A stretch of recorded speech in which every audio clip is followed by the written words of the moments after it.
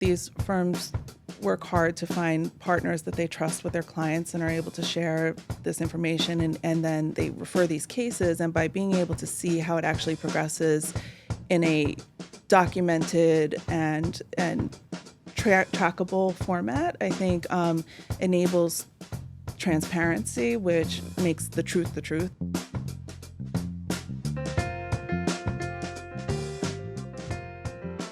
Welcome to Law Meets Life, presented by Pondley Hockey, where conversations go beyond the courtroom and into the people, experiences, and moments that define who we are. I'm your host, Katie Frey, and today's guest is the head of growth at Case Xchange, Kateri Foley. Kateri, thank you so much for being here. Thank you for having me. Absolutely. So, Kateri, one of the things I love most about this podcast is that it gives me an opportunity to learn alongside of our listeners. And I'm not a tech person by any means, but every once in a while, you just come across an idea that really makes you wonder why somebody did not find out about it or create it sooner. And Case Xchange is that to me.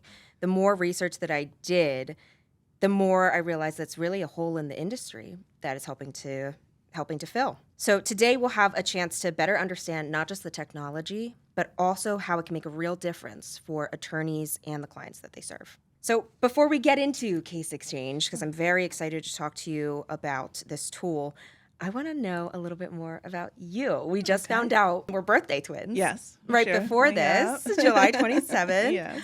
But I'm really interested in your background and what led you to Case Xchange. Sure. So I've worked in a few different industries and across a few different parts of the country and been able to move around a bunch. So I've been in sales, marketing, customer experience, and also events, and have worked on civic events and Super Bowls and things of that nature, and landed in commercial real estate, was doing customer engagement there, and then transitioned, made a move to Philadelphia, and recently joined Case Xchange in the legal tech space. But I think all of the common thread is really customer experience and getting to know people and finding the right solutions that serve them. So that's the common thread among all those different pivots. I love how you just casually dropped a Super Bowl mention in there. Can you tell us more about that? I handled all of the retail graphics for the 2017 and 2018 Super Bowls in Houston, Texas is where it started. I'd been working with the Houston Texans and then got referred in for the Super Bowl and then did it again in Minnesota. I love how casually you say that. Was that not Lady Gaga's year of hosting? It was Lady Gaga. Oh my gosh. Yeah. What was that like? It was wild. It was very cool to get to see her practice, and even just the whole halftime show process of watching them practice, the perfection around timing and all of that kind of stuff. But then, there was also a big mishap, admittedly, of a couple of people on my team who, after signing NDAs, took pictures of her performing, and so they were all removed immediately. And I was literally installing graphics myself because you couldn't it was too late to do security clearance and everything again. So it was a wild experience, but we did well enough that I got the project again in 2018. So. Oh my gosh, that is crazy. Yeah, so overcoming obstacles. NDAs are serious, everybody. Yeah, especially with the NFL. They don't play. That is so wild. I know you said you've lived in Long Island. You grew up there. Yeah. Then you also moved to Texas. Did you say you were in New Jersey? Yeah, New Jersey. North Carolina. Philadelphia now? Yes, Philadelphia, a little over a year. All of the places that you've lived. Yeah. Do you have a favorite? They all bring different pluses and minuses, right? Houston was a very cool city. I met a lot of different people from all over the world. I think oil and gas, more than I ever did in New York, honestly. I think oil and gas just brings people and that's such a major industry there. But there's also crazy weather challenges. I went through Harvey there and the freeze. It destroyed my home. Just lots of challenges there. But then New York is New York, right? Such an iconic city. And I was just speaking to somebody earlier saying that I think I needed to leave to appreciate it as much as I did and be like, maybe it is worth the money. But I'm really happy in Philadelphia. I think it has that Northeast energy without the hustle and bustle and craziness that New York City and all of that, require. For sure. Is there a favorite food place out of all the places you've lived? That's tough. Houston's a big food city, but I'm going to go with New York. I think there's more iconic, yeah. Really? Yeah. Okay. I think it was older establishments that are more iconic and stuff like that there. Getting back to Case Xchange, I know you and I have had these conversations, having a background in marketing, moving from these different industries, from sports to oil and gas, real estate, now being in this tech industry. Was there ever a specific moment where you realized that there was such a huge gap in the industry that Case Exchange was ready to fill? Yeah, I think just being introduced to Panlahaki and Case Exchange and the interview process and stuff, and doing some of my own research, learning that just that there hasn't been a solution for tying the law firms together as far as their communication goes, and that this platform was leading the charge in that way. And so it was really compelling to me to make the move to transition into the field. Absolutely. We talked about how there is a problem that Case Exchange is helping to fix, but let's just start with the basics. What is Case Exchange? Sure. So Case Exchange is an attorney-to-attorney case referral platform connecting firms in the whole process. So when a sending firm refers out a case basically because it doesn't fit their jurisdiction or their case type that they would typically handle, or maybe just bandwidth, they refer it to a partner, and then that partner takes over the case and runs with it. And so Case Exchange has created a platform that makes that visible across the whole process for both sides of for the sending case and the receiving case, and helps the communication stay consistent and keep track of the case and keep it on track. Okay. So who exactly is Case Exchange built for? The attorneys, running the different firms, and that can be from a solo attorney to a national firm. It scales based on the firm's needs, but for the legal field and the professionals involved. What's something that's happening behind the scenes at law firms today that most people would be surprised to learn? I think given how sophisticated the industry is as a whole, it'd be surprising to learn how lagging they are on the technology side and how so much of it is still being handled in a manual process, meaning spreadsheets, phone calls, emails, as far as managing massive responsibility and funds and all of that kind of stuff. So I think just the lack of technology that exists currently and the communication between all the firms and stuff would be surprising to people. So when a referral goes to a case and that case then turns into a settlement, how are firms currently receiving the information that they received a settlement? My understanding is anywhere from receiving emails and communication that you would typically have within a business to a check just showing up years later, because some cases go on for years and years, and it's challenging to track something for that long. You can have employee turnover, all different things where things can easily slip through the cracks, whereas if it's in one system consistently, it lives there and it's updated there, it'll remain until it's closed and you're aware of it. I have to be completely honest. Yeah. I would love to get a random check in the Yeah. mail for like $1 million years later. But what happens when you don't get that check and you didn't know? So Fair point. Yeah, Very yeah. fair point. Yeah. So it sounds like Case Exchange has really identified a problem that's bigger than just law. It's about that communication, the follow-up, the ability to track a case over time. Yeah. So when it comes to why Case Exchange matters, when a lawyer refers a case to another attorney, what typically happens today? It starts with email communication. Well, first of all, they work to build relationships with firms and things like that. So there are established relationships that they're working with, but generally starts with an email and phone calls, sending over the case, sharing the case details, putting that lawyer in touch with the client, and then it goes from there. And the challenges with that is that the sending firm, I don't want to say they're in the dark, but they've got to follow up a lot of times because then the receiving firm is trying to work the case and not just keep people updated. So it really can be cumbersome, I think, to maintain the communication, whereas Case Exchange, again, puts that all in one place and you can see it in real time on both sides and not have to be making phone calls and emails and all that kind of stuff to touch base. That sounds like it could be extremely frustrating to Yeah. have to manually follow up every time. And remember and keep track and also manage, getting the case settled and all of that kind of stuff. Absolutely. Yeah. So we've talked about how that's very frustrating for everybody involved to try to keep up with that sort of manual process. Why does that process create frustration for both firms? Yeah. So I think on the sending side is that they've established relationships with clients and then they're referring these cases out, and it's their reputation is, sort of on the line as well. And while they may be a trusted partner, communication can lag because everybody's so busy. So they've got to continually follow up probably with the receiving firm. And then on the receiving firm side, who needs to work the case, they're spending a lot of time answering emails about what's going on with the case, how do things going, what's the progress. And so for the receiving firm, I think just the constant communication and need to upkeep. I think for both sides, it can be pretty cumbersome to keep track of it without a system of record to see how things are moving through and in real time too on both sides without a ton of follow-up. Absolutely. I can completely imagine that every attorney at some point has been like, do they even receive my referral? Yes. What's happening with this case? How common is that? Universal. That's probably the biggest Wow. thing that I've understand that everybody's heard is that is like one of the most common problems and is really the reason why Case Exchange needed to come to the market because it is a consistent problem across the field. That's wild that that's a universal issue. So how does greater transparency actually strengthen relationships between firms? Well, I think, these firms work hard to find partners that they trust with their clients and are able to share this information and then they refer these cases. And by being able to see how it actually progresses in a documented and trackable format, I think enables transparency, which makes the truth. And so, and it's not like, let me find out what happened here. Let me check with this person to see where that fell through and this, that, the other thing. So it's just data that's there and the numbers don't lie. And the progress and tracking doesn't lie. And so it just it solidifies exactly how things went, with a case specifically.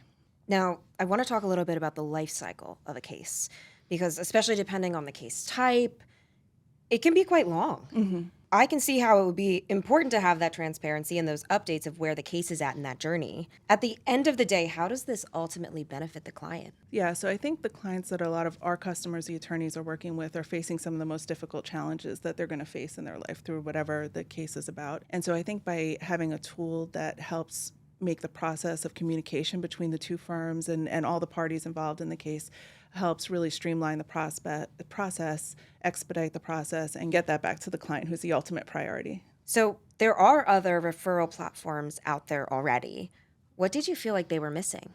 Yeah, so a lot of the other platforms that are out there are focusing on algorithms for directing cases to other firms, whereas Case Exchange is really focused on building your private network and continuing to work with the network that you've already established. So you've established these trusted relationships with other lawyers and law firms over the years of practicing and whatnot. And so Case Exchange enables you to bring that network in and continue to work with them, but in a more efficient process. And then additionally, there's a growing tool called the Public Directory. So anybody that is on the platform in a sending capacity can also seek out other firms that other partners trust, and if they're not able to find somebody to take a case that is already in their network. Now, something that I love about Case Exchange as a Korean who grew up in central Pennsylvania is that it's free. Yeah.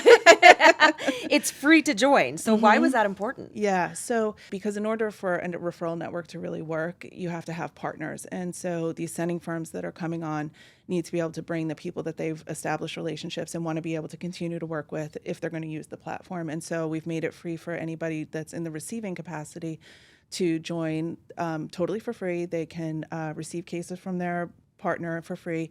Their team members can all have unique licenses, join for free, and then also integrate with any of the platforms that they're using for free. So really just make it easy for the sending firms to encourage their partners to participate and use the tool that they want to use. One thing that I found interesting is that firms don't have to buy into an entire ecosystem, like you just said, to use it. So why was having a standalone solution so important? Yeah, because these firms go out and they find a case management system that fits their needs. They invest time, money, resources, and training and all of that type of stuff. And they want to work with a platform that they want to work with. And so Case Exchange kind of comes in as a connector between those two firms and creates the connection to be able to communicate regardless of the platform that either firm is on. So they can integrate with the different systems and be able to communicate through the platform. And so it just kind of plugs into what they're already doing and makes it really easy for them to add it to their tool. And then additionally, once they have it in place and it is integrated, they can remain working in their case management system without having to open up Case Exchange and still have the functionality. That created a very clear picture in my head of the two silos of the two different firms, and then Case Exchange is that connector in the middle that helps them to communicate with each other, which is amazing. So we're actually going to take a quick break. We're going to check in with Sean Lee Hockey, founder of Case Exchange, where he's going to show us a little bit more about the visuals behind Case Exchange today. We're here with the founder of Case Exchange, Sean Lee Hockey. Sean, Can you walk us through this beautiful visualization of the Case Exchange ecosystem? Yeah, I think, the key to any complex system that works at scale is really simple foundation. So the theory was, could we create a system that communicates with any different type of firm that lives in a referral ecosystem? So we have firms that may not have technology that can directly integrate, that send referrals. We have firms that have very complex technology, case management systems that have the ability to have two-way API integrations. And then the firms that are receiving on the other side have a myriad of different systems as well. So the theory was we could create a system that lives in between any two firms and provide true transparency back and forth on cases. Our theory is we have to be able to manage our referral inventory as if we would manage our in-house inventory. And without this type of communication system and level of transporting and analytics, we wouldn't be able to do so. And that leads to clients not getting service, clients not getting signed up. So this fits into our mission on doing what's best by our clients. And without a system like this, we didn't have transparency in order to accomplish that mission. So this was bred out of necessity. We're really proud of what we built. And we have a long way to go along the journey, but we're making progress steadily and it's catching on. And we've just passed 80,000 referrals through Case Xchange. Wow. So it's growing rapidly, and it's constantly evolving. So it's a great start. That's amazing. And you and I talked about this previously, but there is a hidden image in this chart. Can you tell me a little bit about that? So the Case Xchange X, we're coming up with logos. I have the original list of names over there, which is interesting.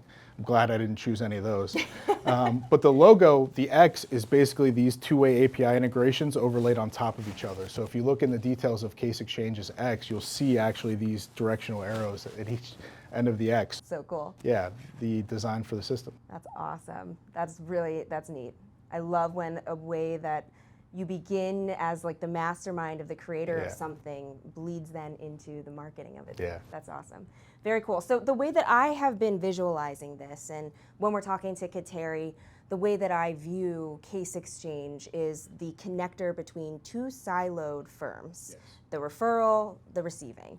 Case Exchange is that connector. So can you explain how this chart shows that connection? Yeah, so it shows it directly that this case management system might be system X, this one might be system Y. They're not the same systems, different companies. But we need a centralized, not just portal, but a translating service to say, the terms in this system mean this for referrals, and then this needs to be translated in that sending firm's system.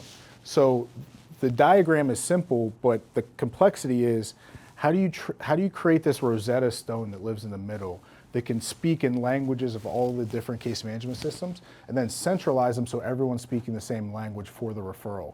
And so that ecosystem that's important, it's really a relationship management tool.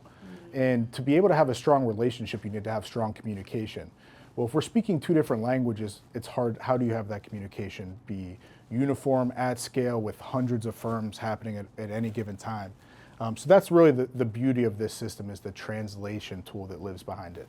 I'm curious. I want to crawl into Sean's brain for a second. Good luck.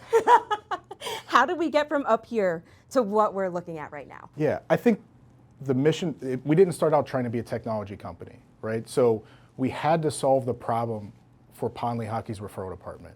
And we're going to send out 150,000 referrals this year.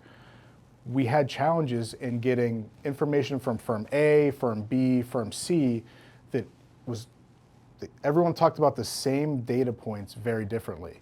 And we said, how do we scale this at our volume to be able to understand where our case is at any given moment? And without a universal language to do so, it's impossible. And so part of this is educating our referral partners how we like to talk about it. But again, everyone's running their own firm. They don't have time to just focus on an operating system that they use sometimes, some more than others. But by allowing them to work in their environments and then translating the information out of their environment in a universal platform, just allowed us to get the information we needed as Pond Lehockey to run our law firm. So we never set out to be a software company from the beginning. We intended to create an operating system that our firm needed to operate. And then as other firms started to use it, they said, hey, why don't you guys allow us to send referrals to this platform? And that was the light bulb moment to say, hey, we might have something here, let's try to turn it into a product. But we are not software developers trying to learn the legal space. We are bringing in technicians that can understand the business problem we have and solve it. And then by solving the problem here, we know there's probably other firms around the country that have the same issues. And so that's the genesis. It's not trying to be a tech person to learn the legal industry. It is creating a solution for the legal industry that solves the direct problem that we have. Incredible. Sean, thank you so much. Thank Really you. appreciate your time. Thanks. We'll be back with more Law Meets Life after a quick message from our sponsor. Up! Do my eyes play games? What do you see, Captain? Is it the Redcoats? No, it's another Pondley hockey billboard. Who here's been injured at work? We have, sir. It's our fingers, sir. Oh, they ache. Well then, you know who to call. To the front, march! These things are everywhere. We're back now with Kateri Foley, Head of Growth at Case Xchange. So, Kateri, how does this work for a solo attorney utilizing Case Xchange versus like a national law firm? Yeah, so it really fits into either, it can scale, basically. And so the main functionality that it's designed to do can work on the first tier of paid sending and all the trackability, all of the communication, all of that's there. When the larger firms need to deal in more volume and be able to become a little bit more efficient than maybe a smaller firm would need to, there's automations that can be put in place with different tier levels and stuff like that to help kind of, again, continue to make the process more efficient and easy for their teams. So it's customizable to... Yeah. It's not one size fits all. No. It's really whatever you or your firm needs. Yeah, yeah. So, Kateri, it sounds like at this point in time, we've got our two silos of two different law firms that are communicating sometimes by like carrier pigeon. Sure. Quite honestly. Right. And Case Xchange is now in the middle of those two firms, connecting them with real up-to-date data, timely, constantly refreshing, so that you don't have to rely on a carrier pigeon that may be now 8 to 10 years old. Right, right. Yeah. So Case Xchange is not replacing these No. case management systems, No. but how does it already fit into that existing workflow? Yeah. So firms have invested a lot of time, money, and resources in selecting the case management system that works well for them and that they want to work within. So Case Xchange has several integrations. It can integrate with those platforms and become an accessory or connector to those platforms. And in many cases, the firms can continue to work within their case management system and have, because of the integration, have the functionality of Case Xchange working within their case management system and never even have to really go into the Case Xchange platform. So as you said, it really connects the communication between the two firms and operates alongside the case management system and enhances the capabilities of that. So we talked about how Case Xchange has multiple different features. What's one feature people tend to overlook that ends up becoming their favorite? Yeah, I would say the analytics. I think people come for the tracking and the communication that can happen between the two firms. But I think once they really get into the system and they see all the analytics that are available, tracking sending firms and then how their partners are operating compared to each other and who's performing better than others and stuff like that, and help, see who they should be working with more versus maybe who they need to have a conversation with, as I say sometimes, So I think it's really the analytics and also being able to see the revenue that these cases are potentially bringing to the firms, to helping with cash flow and things of that nature. It really is pretty robust, the analytics that are available. Now, when it comes to getting started with Case Xchange, how can someone start? Well, they can go on our website at casexchange.com and book a demo and set up a meeting with myself, and I can walk them through the platform, and then we can get them registered. And then we have a team behind the customer operations and developers that will help them get set up with the account itself and all of that type of stuff. And then also if any integration help is needed, we can support that as well. Sounds like a pretty quick process to get started. Yeah. All it takes is that outreach. Yeah. So once someone signs up for a demo, you said a member of the Case Xchange team will set up time with them. Mm-hmm. What types of topics are usually covered in that demo, and what can they really expect? Sure. Essentially a how-to. We walk through all the features of the platform, the sending capabilities, receiving, some of the automations, as well as outline the analytics so that you can see what you can expect as far as that goes, and what you'll be able to gather from using the platform. And so it's essentially like a walkthrough, and then also answer any questions that you might have. How long does it usually take to get started? It depends on the size of your firm, I'm going to say. I think it depends on how much you need help in integrations and different things like that. I think if you're setting up for sort of the basic package, it can be very quick, let's say a week with people's schedules or something like that. And then depending on how much assistance is needed on the integrations and stuff like that, maybe a little more time, but not too much more.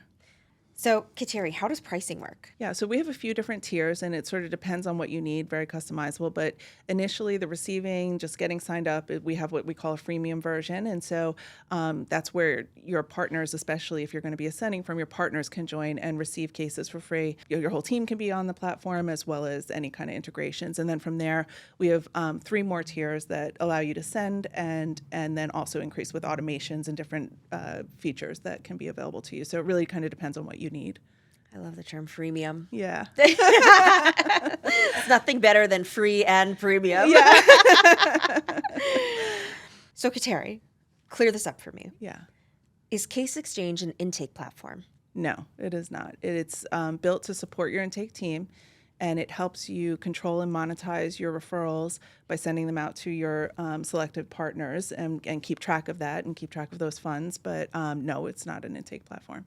It seems like things in the Case Xchange world are constantly being updated, changing, exciting new things are coming. So can you tell us a little bit more about what Case Xchange has coming up this year? So we're working on different things to get the word out there and spread the word about the platform and educate people about it. So we'll be at the Case Status CX Summit from September 16th to the 18th. So if you're there, please come see us. And then we'll also be hosting a webinar on the 23rd. And so reach out if you'd like to be invited, or also follow us on social media or sign up for a demo on our website, casexchange.com. And we can open up communications, show you the demo, and you can join the webinar and all those things. So definitely reach out. We'd love to talk to you.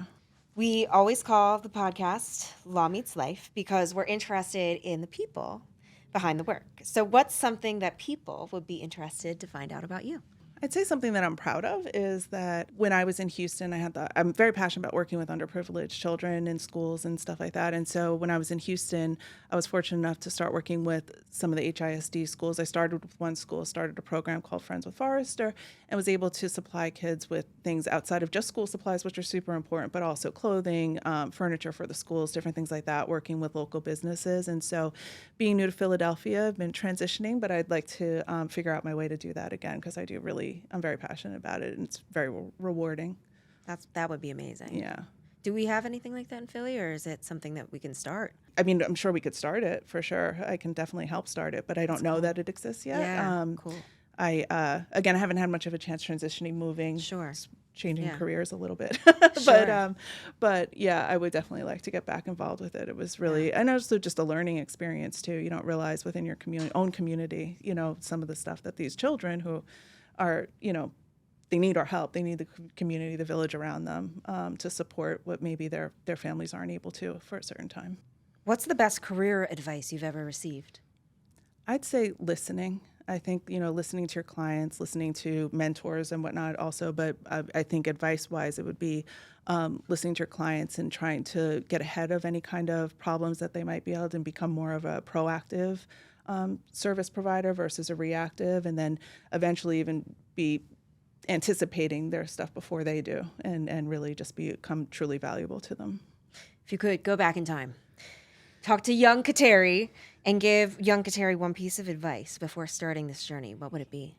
I'd say if you find opportunities that are going to stress you or stretch you rather, and are a bit intimidating, go for them. I think that they're going to help you grow a lot and challenge you in a lot of ways, and also introduce you to people that maybe you wouldn't otherwise have the opportunity to meet. And like we talked about earlier, I've had the opportunity to live in different parts of the country and pivot in careers and stuff like that. And while there was common thread amongst the different things, I've met so many different people, and it's been really exciting. So I would say lean into the things that are a little scary. I love that. Where there's challenges, there's opportunity. Yes. All right, Kateri, you ready for some rapid fire questions? Sure. Coffee or tea? Coffee. Early bird or night owl? Early bird. Really? Uh-huh. How early? Very early, like some with the sun, if not before. Yeah. That's amazing. Couldn't be me. Yeah. Biggest productivity hack? Getting up early. Yeah. Getting up and for getting connected. ahead of the chaos. One app you can't live without? This probably is not what people would normally say, but Google Maps. Because of it, I don't know how to get anywhere now because I haven't had to learn for so long, but also it's moved me all over the country. So. What's one book, podcast, or person that's influenced your career? Yeah, I'd say a former boss. His name was Mike Franson from Parkway, which was a commercial real estate company I was with for a long time. And he was highly educated, highly successful, but really took the approach of servant leadership and really did everything to make people shine and find their strengths and everything like that. And one of the things that he said that has always stuck with me is that when he was hiring people, he liked to hire people with options and then make it his job to keep them at the company.